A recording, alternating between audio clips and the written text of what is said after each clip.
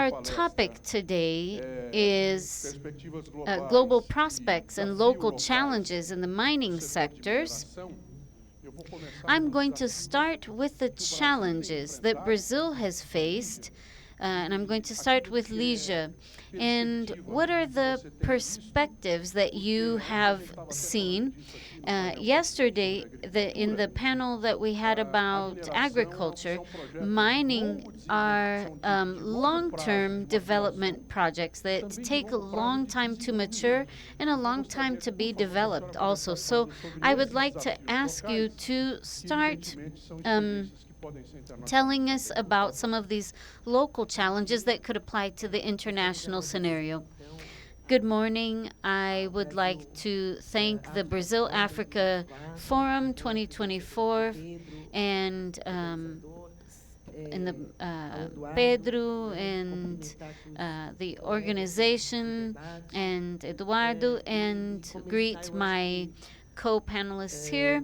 And so I think I'm going to start out by giving a spoiler of what might be something that would be better said by Minister Raul Jungmann, but I believe that we can qualify and define some of the challenges in the mining sector today based on the type of business that is expected for the mining activity. We have new standards. A little bit of the history at Sigma is that we are a green lithium processing industry, and we have a mining activity that goes along. So we have the verticalization of the mining activity, and then that results in the industrial activities. In that way, we hope to add as much value as possible, and that also the scale and the added value protects us in a way from what is the common variation of prices of a pure mining activity.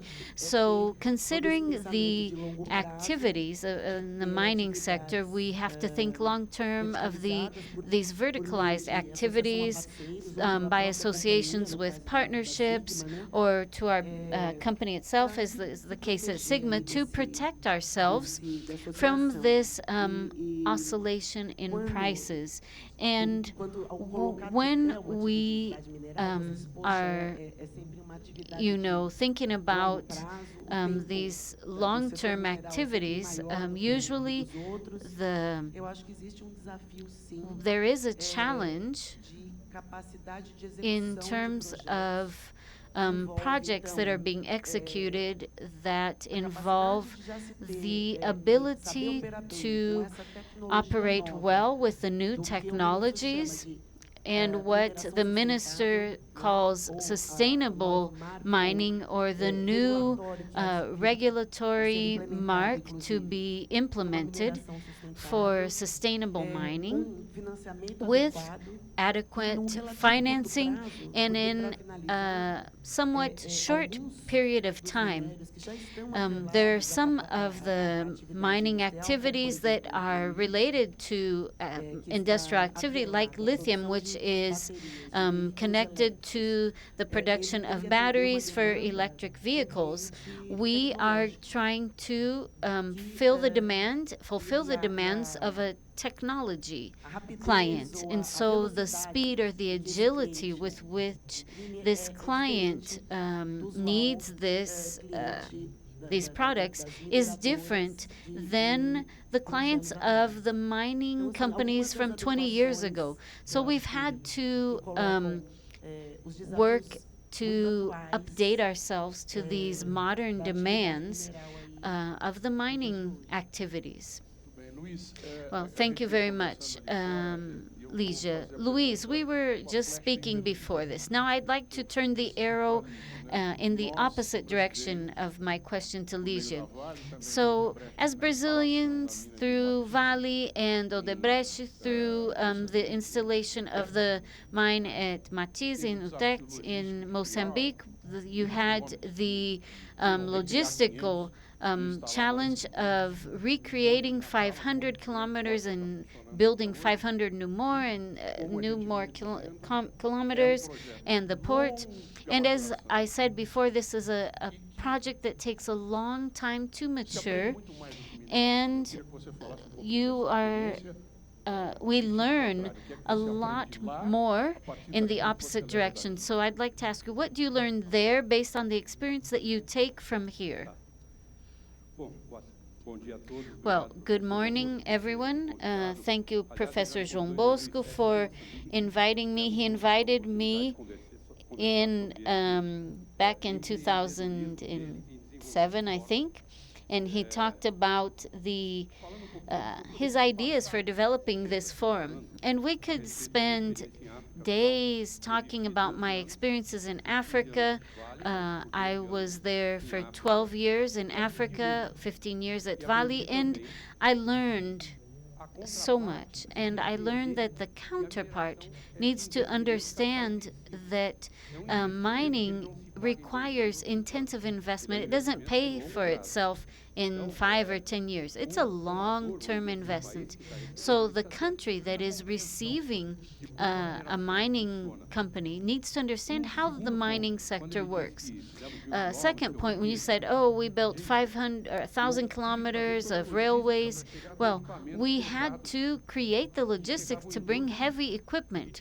We would arrive in Durban and then go through Zimbabwe and Zambia, and in some of those places, the Portuguese had built those bridges. So we had to analyze each of those bridges to make sure that they would support the heavy equipment we had to take over them. So working in Africa is a challenge, but the people are very pleasant and they help us a lot.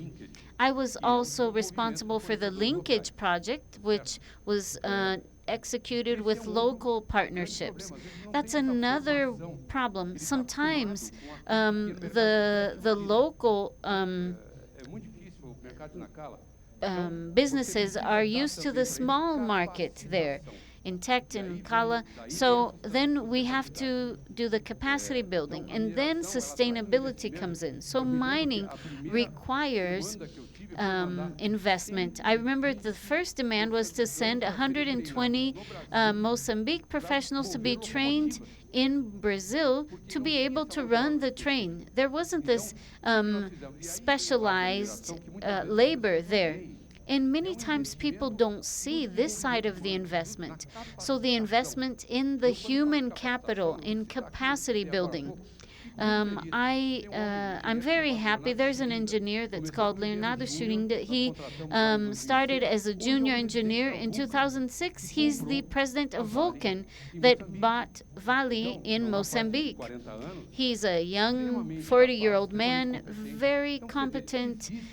So there is the capacity building that comes along with the investment in human capital. We found engineers in Zimbabwe who have a very good training. So understanding Africa doesn't mean understanding a single city or country. It's understanding the whole continent. So that's why this forum makes total sense. It's not Brazil, Zambia, Brazil, Kenya, or any other country. It's Brazil and the African continent. And so it's very important to understand the local culture. You know, it's not enough to say, here I am with a Brazilian flag, I have money to invest. No. You need to gain and earn the respect of the local culture. I had a huge learnings from General Chipande. We have some colleagues from Mozambique here. And General Chipande, he gave me a clear lesson. One month after arriving in Mozambique, we had tea one afternoon, and he said, Mano Cossa. I have, Cossa is a Mozambique name, so I was the white Cossa there. He said, Brother Cossa, understand that we have a tribal area where the north and the south and east and west, they're all different. To be accepted, you have to arrive and slowly show your worth and earn respect. And then you become part of the family. Nobody messes with you. So this is the type of learning that we as foreigners, I won't even just say Brazilians, anyone who is a foreigner needs to have. We need to learn to respect the culture, learn about the culture. How could I build a settlement for the families unless I understood that the kitchen had to be on one side because of the heat, the bathrooms had to be on the other side, where I was going to keep the corn, and that would also whenever the boy who was 14, 15, he has a kind of ritual rite of passage that's part of their culture. How is that related to mining?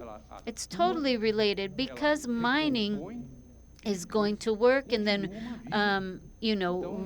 change some things, and then life will go on in that area. Well, I am passionate about Africa. If you let me keep the microphone, I would talk all day. So I'd better stop for now. Well, it's very interesting because it is a cultural presence much more than a trade or a business presence, because of the time it takes for the project to mature and then the exploring the whole mining process.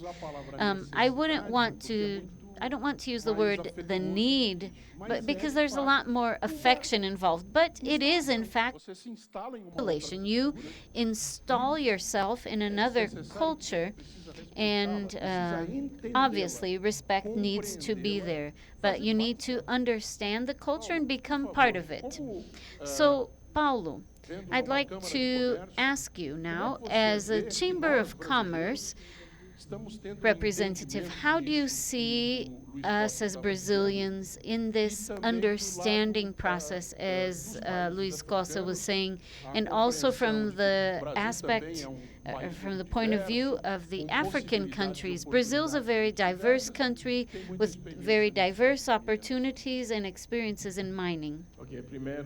Well, first of all, I think it's a very important topic, thinking about strategies for the African countries.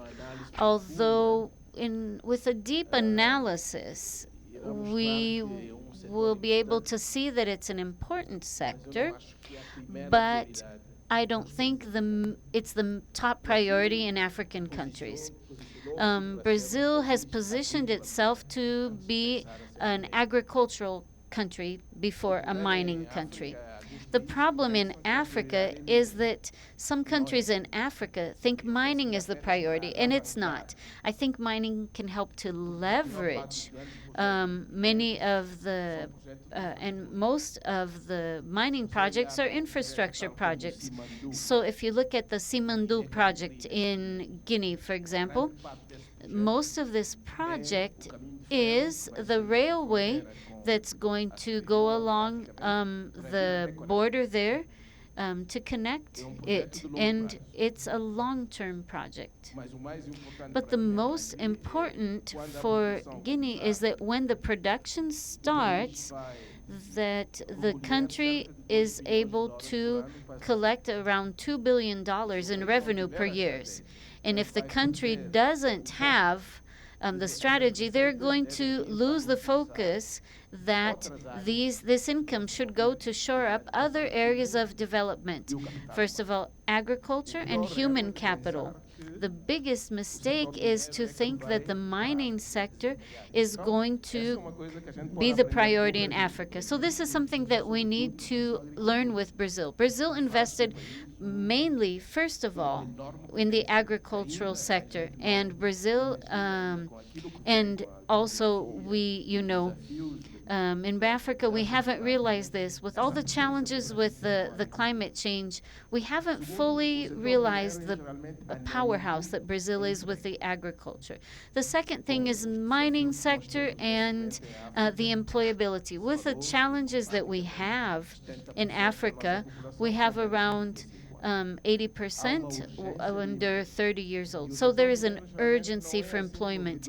And the mining sector doesn't provide as many jobs as much as the agricultural sector does, for example. So I believe that at this moment, what we can learn from Brazil is to think about how the mining sector can allow Africa to build capacity and also to map out what are the most critical mining sources. We can't work with all of the different mining resources. We know that they are extremely important in terms of climate change. But if you look back to the 19th century and what happened and the geopolitical conflicts between England and Russia for the control of mining in Central Asia, that race for this positioning is happening again at this moment.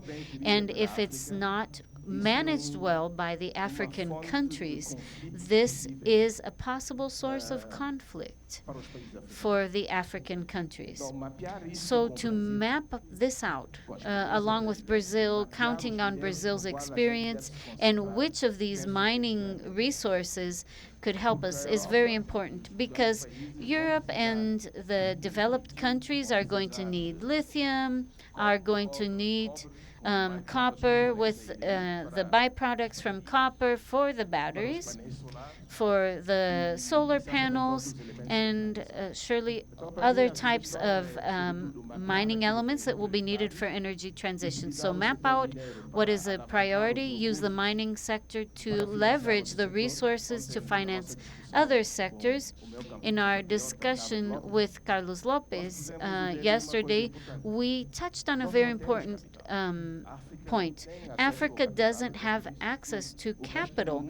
That's why the rest of the world is, to talk about Africa every day, kind of knock us around, and we need to position ourselves in terms of the capital for the investments we need.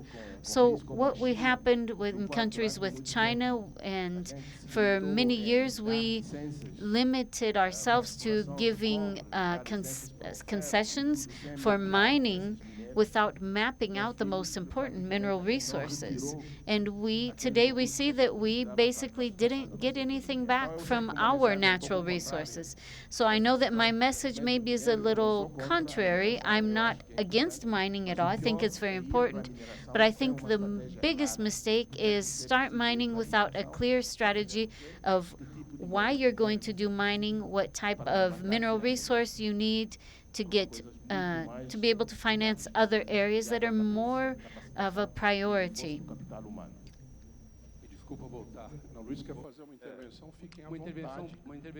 I just want to say something quickly. We had a discussion in Mozambique where we had resources, huge resources of phosphatum, one of the biggest in the world. And together with that, you have limestone. So what does Africa need? Need fertilizers. And where does fertilizers come from? It comes from the phosphate, and it comes from phosphate. So I agree. Why can't we focus on something that really leverages the growth? Because if agriculture is a point, why can't I produce phosphate here? And I will, rather than rely on Russia or Egypt, and they cannot supply the whole market. So I totally agree with you.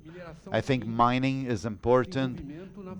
Development comes first, and mining shall be directed to lithium, because you can transform it into battery. You can make battery there. You don't need to take the minerals to China. Why we do not add value to our basic products? We will not grow, and I consider myself as an African person, so we have to process and deliver products. I totally agree, because I am related to the metal industry. My father used to work in the metal industry. He's actually just playing tennis now, but he worked at Villares, working with steel for 21 years. and at the end of his career, he's working for Cesita, and I do believe that the next step is important. If it was profitable to educate me, I think it will be the same with others. I'd like you to take this topic that both Paulo and Luis mentioned and add another thing on top of that. Yesterday I was at this panel about agriculture, and what everybody said is just the opposite of that. They said there is money for good projects. How can we make this to happen in the mining sector? How can we convince Exim banks, including ours, BNDES, that this is an activity that requires capital and that is not a old-fashioned kind of activity from the standpoint of adaptation and maintenance and being part of green economy, and this can be adapted to the moment that we are living.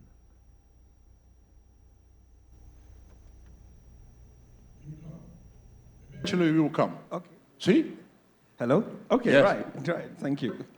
Well, this is a thesis question, and this is a PhD question. And so it scares me to try to make justice to this question, because the speakers here are all seasoned speakers. This is a little boy trying to do business in Ghana, and so I don't know if I'll be able to do justice to this question. But yes, I want to say thank you to Prof. Monte for the opportunity.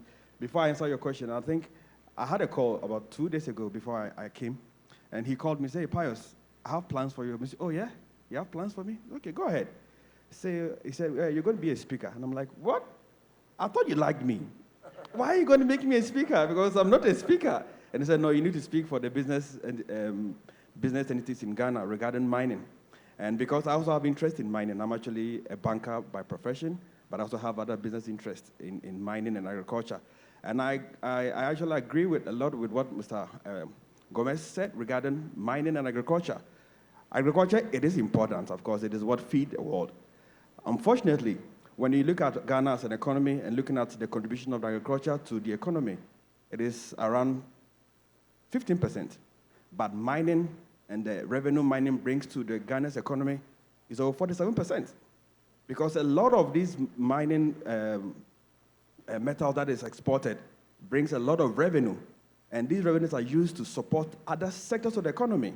So mining is very, very important for Africa and for Ghana. And especially when you look at the biggest producers of gold in the world, it will interest you to know that Ghana is number 5 when it comes to producers of gold in the world, only following US of A. So if you imagine a country as small as Ghana with over 3 million people, where when you look at the production of gold, they are number 5. It tells you that mining is very key to Ghana's development. What we just need to do is to be able to find ways of doing it sustainably that can also impact lives in Ghana. Because currently in Ghana, when you look at the news in Ghana, especially, there's a lot of uproar, a lot of strike action against mining, because there's been a lot of unsustainable mining practices in Ghana that is affecting the water bodies, bringing all sorts of diseases and challenges to the people. So it is important that private sector actually has a sit-down discussion with the government to see how they can actually be able to bring in very sustainable mining practices that can affect lives positively. And I agree with Mom when she spoke about lithium. Recently, Ghana discovered lithium in large quantities, just about 2016. We are yet to start full-scale mining of lithium. Lithium mining is going to be the way for future of mining. Although we're going to have a lot of mining in the gold and the manganese and the bauxite, but if we're able to find sustainable ways of mining these raw materials, it has an excellent way of affecting lives in Ghana. So I believe that what we need to do as private sector, and for me, being a private sector, I'm looking at how I can be able to contribute effectively to ensure that mining is able to turn around and affect the lives of people, because mining is here to stay. If you want to say mining should go, it won't go away. It is here to stay. It's been there before you and I were born, And after you and I are gone, they're still going to be there. But what we can do as players in the industry is to look at how we can be able to find very sustainable way of mining. And I believe lithium mining will be the way in the future of mining. Thank you. Temos desenho, né? We have to have a design, and I will ask Lígia to share something about it that I'd like to bring to the conversation. Minister Raul Jungmann, and yesterday, or the day before yesterday, or last week, or last month, I don't know, last year, last decade, we always talk about the need of having clear frameworks, the so-called legal stability. There's a big discussion towards mining in Brazil.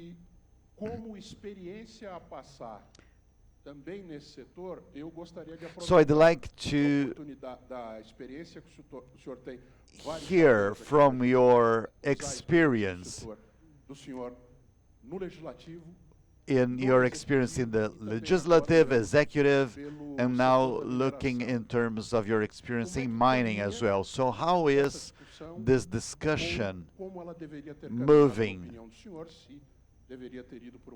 Or have we gone on another direction, as we can still have the time to move our direction?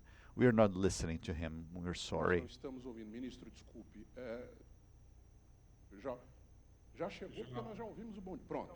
There we go. It's an honor to be part on this discussion that is absolutely important. But before that, it's a pleasure to see you, and I just want to correct something. I was not a minister of the environment. I was national president of IBAMA. I was minister of national defense and public security, but it's okay. So first of all, let's look at the global plan. What's going on in the world? The world today lives a huge fragmentation. You know, the polarity between China and US, the wars that are going on in the Middle East, and the problems on Hamas and Israel, Hezbollah, and all that.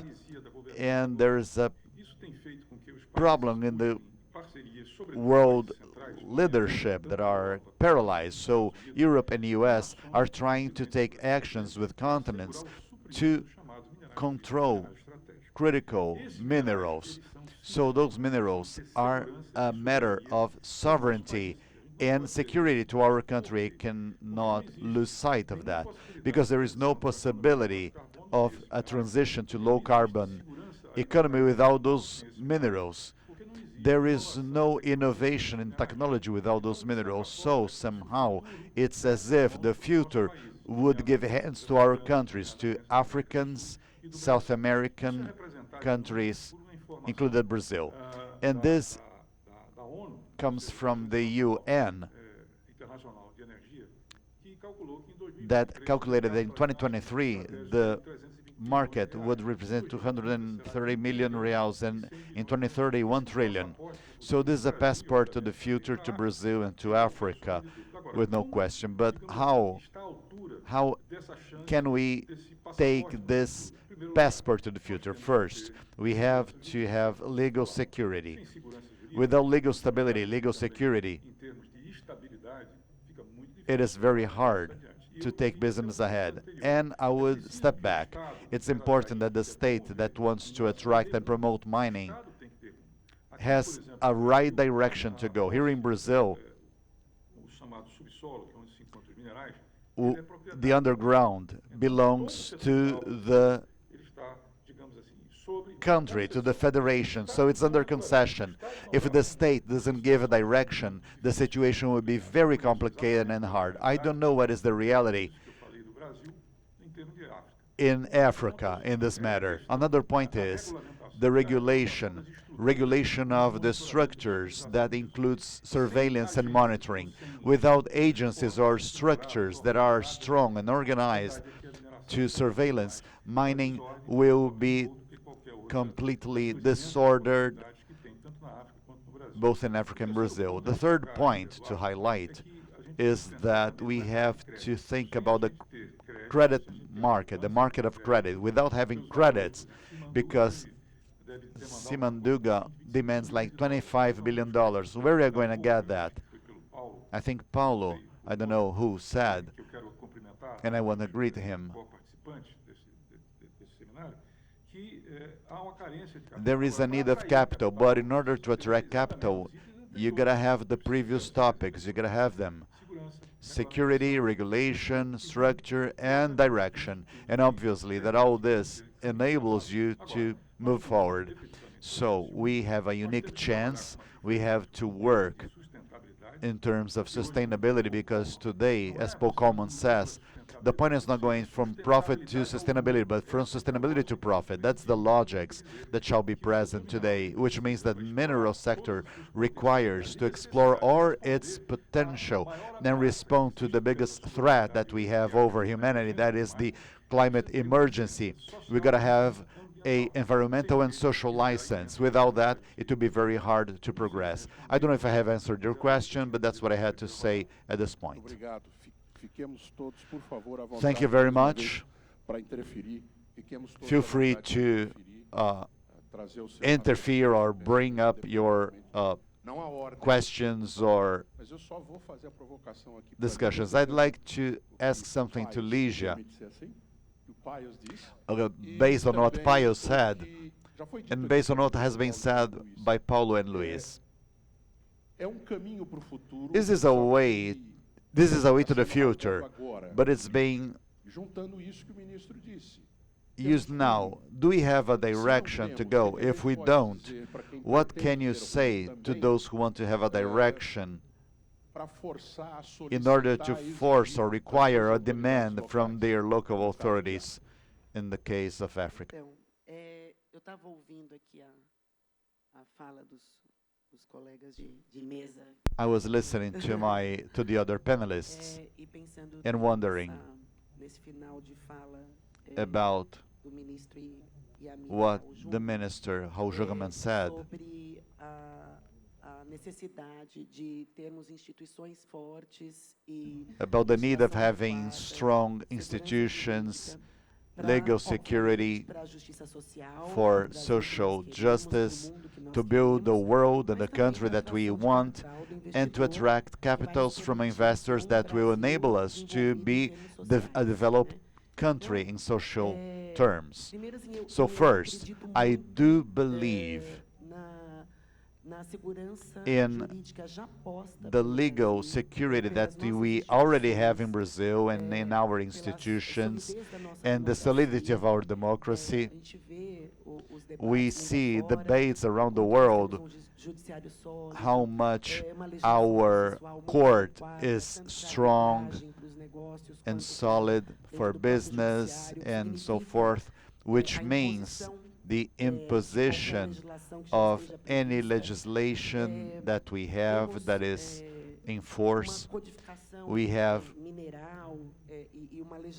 a legislation towards the environment that is being complied by the public ministry. We have collective rights that are well developed in the country. So we are sure that investments that are done in Brazil in terms of the environment, if they are not compliant with the legislation, the public ministry will punish them if they do not comply to the regulations. Quando nós chegamos, por exemplo, no exterior, aí eu conto pouco do caso da Sigma. In terms of Sigma, looking for investments in addition to private investments in Brazil,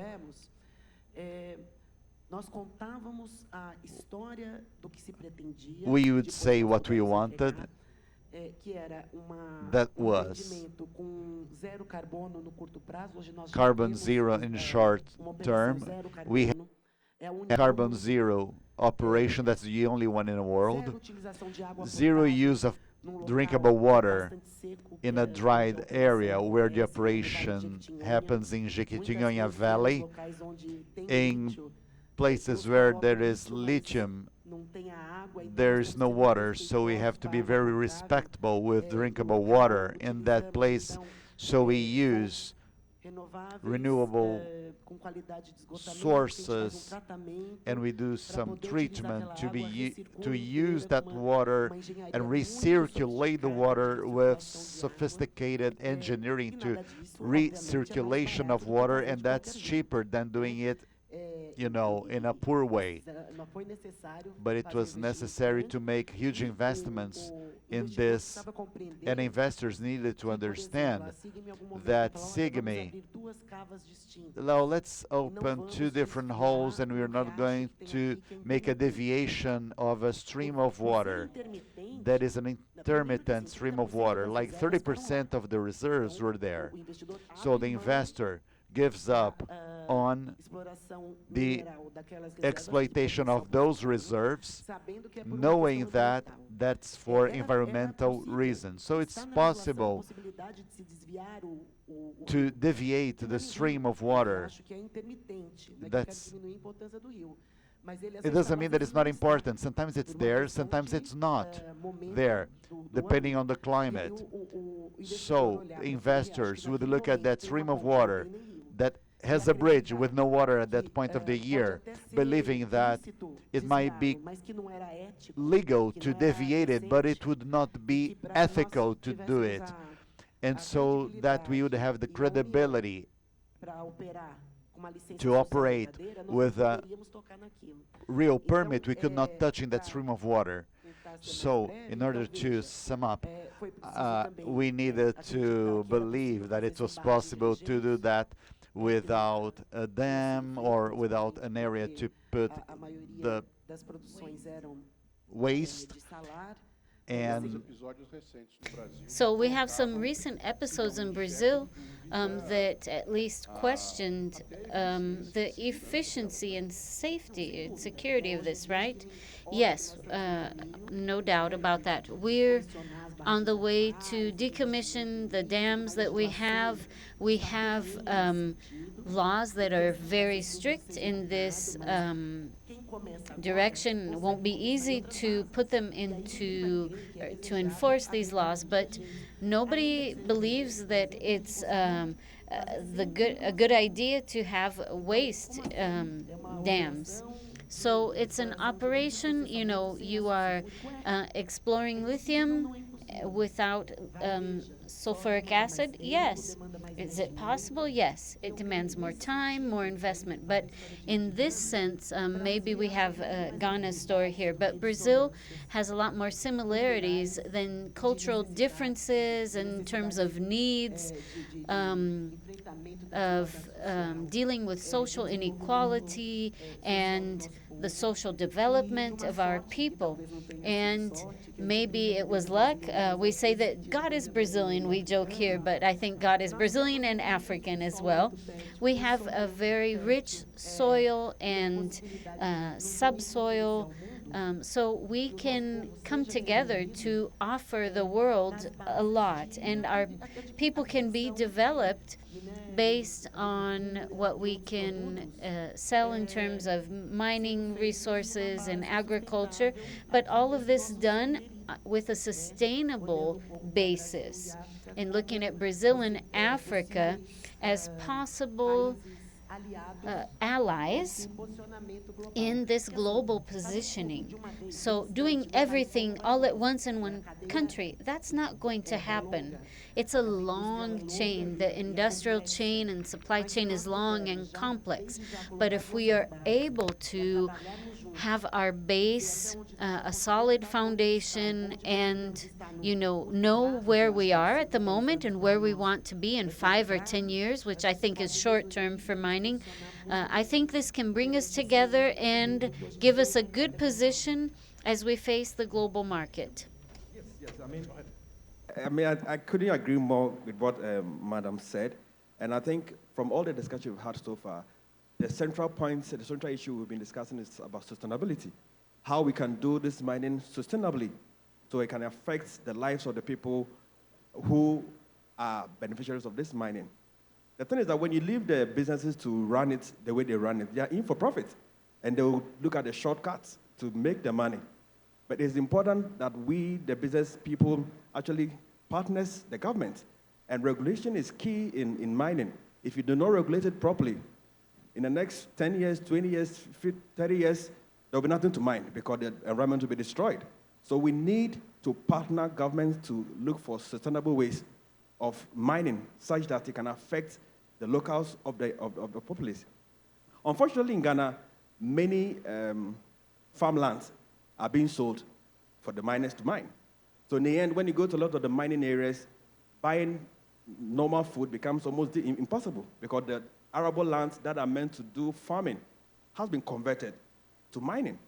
This is where governments need to have a strong action plan against sustainable mining, such that the states that are going through mining has the policies that protect their livelihood. And in fact, whilst I was actually been doing a bit of research about how we can actually do this sustainably, I chanced upon three main issues that I think for us businesses that are also going into mining, we need to focus on. I know time is fast spent. Let me just spend time to just mention these three areas which we need to look at so that we can be able to have a very sustainable mining activity that affects people. First, we need to look at how we can systematically assess the need for climate adaptation in energy and mining. Because climate adaptation is key to ensure that mining has a future that can affect all of us. Now, secondly, we need to collaboratively, plan an evidence-based roadmap of priority in adaptation of mining processes and investment to respond to the need of our sustainability. And then thirdly, we need to strategically identify potential sources of sustainable financing because mining, like you rightly said, involves a lot of financing. But we need to find sustainable ways of financing mining such that after we have financed the mining, there is enough left for the future generation to use. This is what I think we should all look at as business entities looking into mining, as well as collaborating with state government to ensure we save the future of mining and our lives as an individual. Thank you. Eu queria só, primeiro, agradecer por. Well, first of all, I would like to thank all of you for the richness of this discussion. I think Minister Jungmann brought a point up that is very important, the legal security. So in our implantation of the Mortizi mine, we were delayed in 2 years because there wasn't the appropriate legal security, my ancestry is Portuguese, but, they were saying, are the Portuguese just coming in to explore? Are the Brazilians coming in to explore? So the countries need to have this legal security and pay attention to the governance, to the guarantee and security of the health of the population around there. So we have many experts today, and nobody better than another African who's already been part of a project like this, or a Brazilian who has this expertise to work alongside the African countries. Our cultures are very similar, as we said. It's different than cultures that are similar to Australia or Africa or Canada, the US. No, we have very similar cultures. But we need to have this legal security so that both players can walk together. Capital isn't what's missing. There is money. We need to have legal security so that the investors can be assured and feel confident that at the appropriate time they will get the returns on their investments. So my suggestion here at this forum is why not seek out to have legal security that would be common to all African countries or that could be better adapted? Because then the investors will arrive, they will be attracted, and they will see that there is this legal security. Something that always got my attention both when I was living in Africa and then after I came back is an anecdote that relates to legal security. It's this understanding that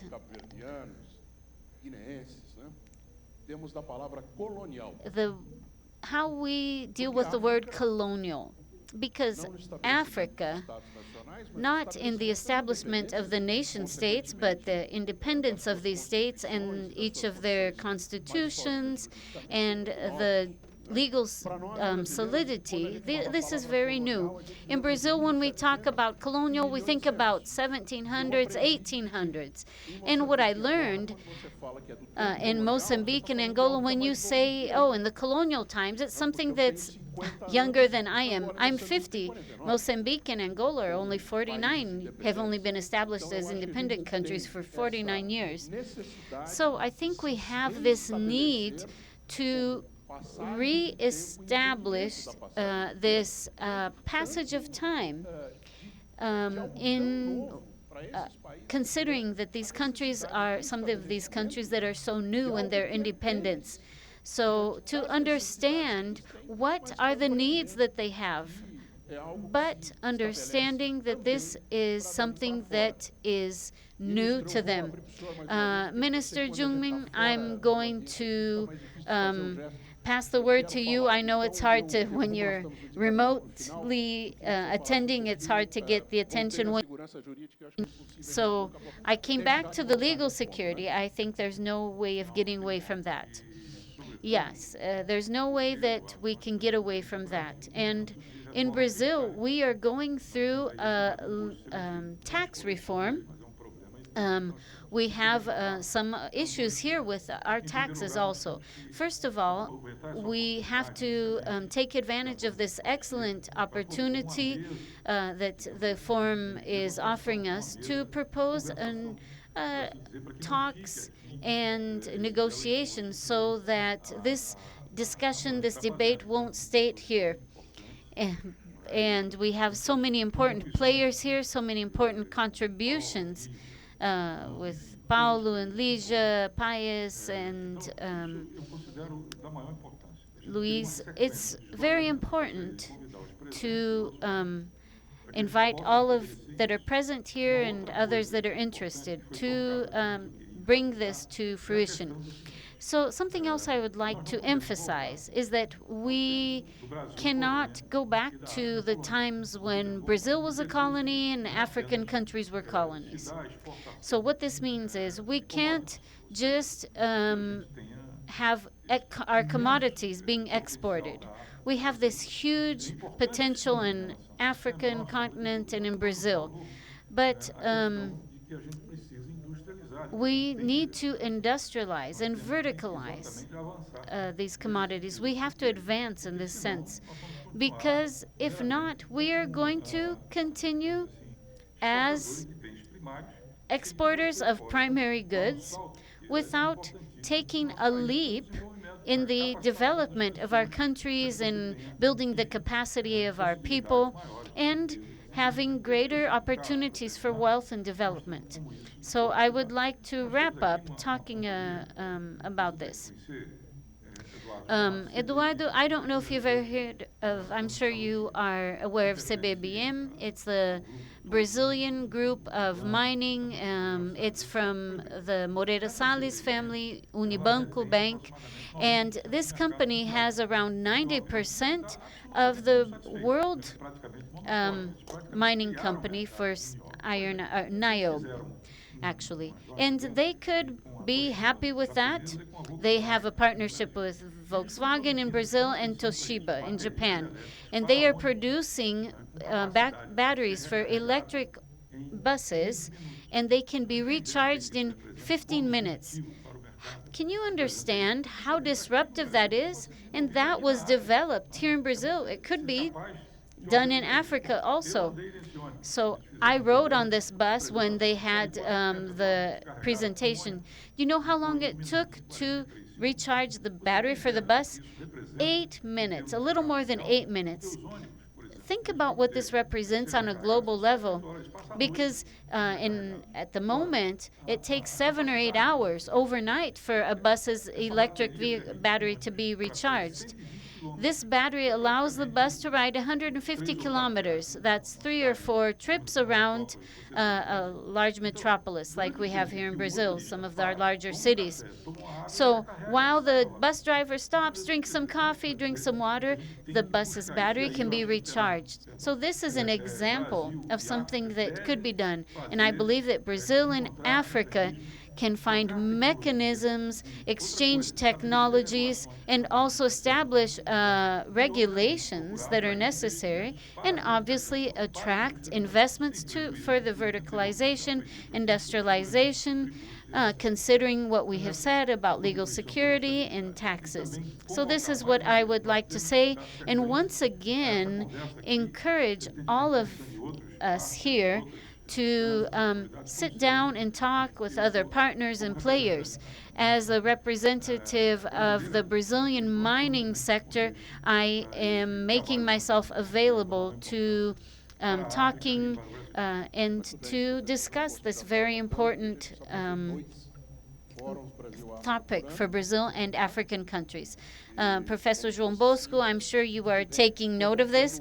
Obviously, it's not so easy, but we would like to invite other participants to be a part of this discussion in the future. Thank you so much to each of you who came to discuss the panel. Well, so maybe, Professor João Bosco, we could have 3 days next year instead of just 2. I hope it was a useful discussion for all of you. We will have other discussions that in the rest of the day. Have a good afternoon, everyone.